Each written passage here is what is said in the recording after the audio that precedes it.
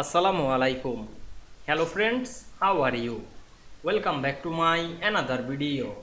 In this video, I am going to show you how to select multiple images in Affinity Publisher and resize same size.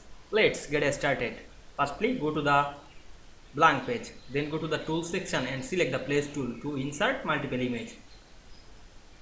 Firstly, select image and press shift on our keyboard to select the multiple image. Then click open and wait some moment to load the all image. Now we can see here show the all image. Then we place one by one. Now we can see we insert three image. Firstly, we want to select this three image. You can select manually. Click and drag on our mouse to select the all image. Otherwise, you can go to the layer section and select the first image. Then press shift on our keyboard and select the all image.